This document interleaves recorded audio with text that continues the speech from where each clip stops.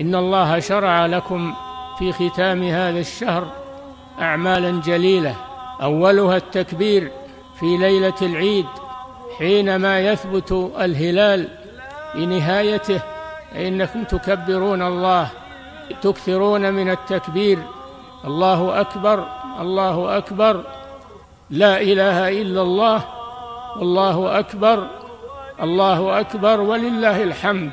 كرروها في ليلة العيد وفي ذهابكم إلى مصلى العيد حتى يأتي الإمام وأنتم مشغولون بالتكبير. رسول الله صلی الله علیه و سلم پیامبرتان محبوبتان خوب گوش بگیرین، میفرماید من هجر اخاه فوق ثلاث فمات دخل النار. کسی که برادرش بیشتر از 3 روز ترک میکنه مرد، داخل دوزخ میشه. او کدام خفگی است، او کدام دنیایی است که به سبب از او تو خفه شده، تو خود وارد دوزخ میسازی ولی آماده نیستی که تو بری سر تسلیم خم کنی، آماده نیستی که برادرت ببخشی، آماده نیستی که امروز از او صلح آشتی کنی. کدام چیزی است که حتی در مقابل دوزخ خوره میگی که خیر دوزخ قبول دارم، خب به این سر خم کردن نمیتونم. جوانای عزیز، یک خطاب خاص به شما دارم. جوانان، شما سرمایه امت اسلامی هستین.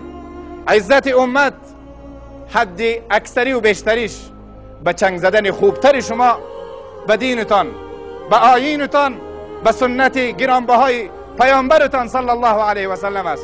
از الله بترسین، دینتانه، آیینتانه، کلتور مذهبیتانه پیش دیگران کم نبینید. خواهران، حجابتان عزت شماست، حجابتان مایه افتخار شما و مایه افتخار پدر و مادر شما و مایه افتخار ملت اسلامی شماست.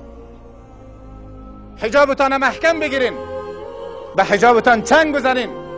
این فریضه الهی است، امر احمد و محمود نیست. این فریضه الهی را ترک نکنین که ذلت و رسوایی دنیا و آخرت نصیبتان میشه. به شعارهای غربی ها یا فریب خوردگان شرقیشان بازی نخورین. تو زنی مسلمان، تو زنی با حجاب در دنیا حیثیت او سنگ ها او دانه های قیمتی را داره که در جای محفوظ نگاه میشه. دست هر اهل و نااهل به او نمیرسه.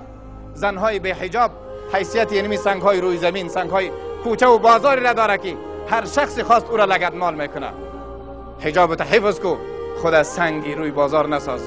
خود دانه قیمتی هستی و دانه قیمتی خود حفظ کن. در تربیه اولاد سالمت کوشش کن. مسئولیت تربیه اولاد سالمت تو داری. از شوهرت اطاعت کو تا ای که صمیمیت، محبت در خانت به طور همیشه برقرار باشه.